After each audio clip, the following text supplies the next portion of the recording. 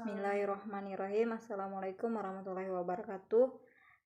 Baik, hari ini saya akan menjelaskan tentang teori semiotika dari Charles Morris, yang mana Charles Morris ini memformulasikan teori tanda dalam pengertian behavioristis.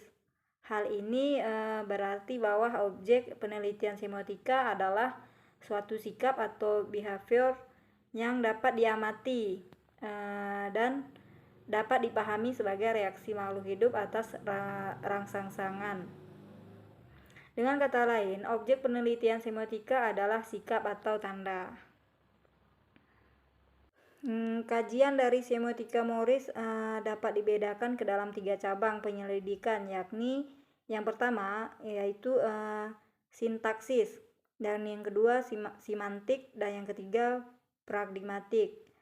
Yang pertama ialah sintaksis, yaitu merupakan suatu cabang penyelidikan semiotika yang mengkaji hubungan formal di antara satu tanda-tanda dengan yang lain.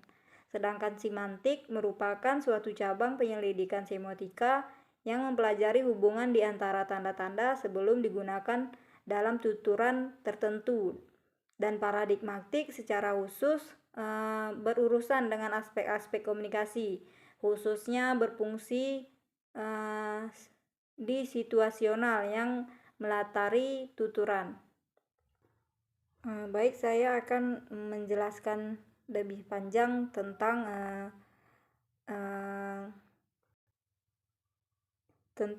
bagian yang menurut Charles Morris semiotika yang dapat didefinisikan sebagai ilmu tentang sing.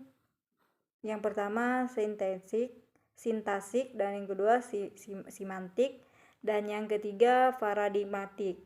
3 macam semiotik ini dapat ditelaah lagi dalam beberapa tingkatan, seperti murni, deskriptif, dan terapan.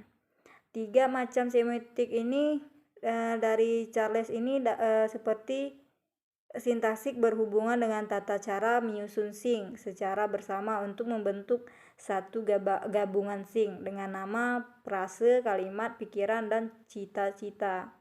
Dan yang kedua, telaahan semantik, hubungan dengan sing dalam 2 cara. Dan yang pertama, semantik berhubungan dengan sing dan apa yang hendak dirujuk oleh sing itu. Mungkin di sini lebih tepat dan cocok digunakan istilah tujuan penggunaan bahasa.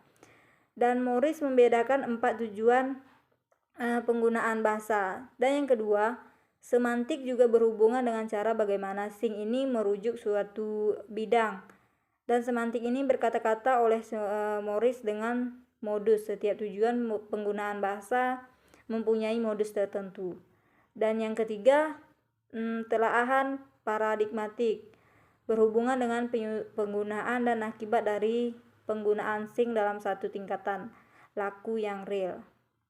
Charles Morris menyatakan bahwa semiotik membahas keragaman bahasa dari 3 perspektif.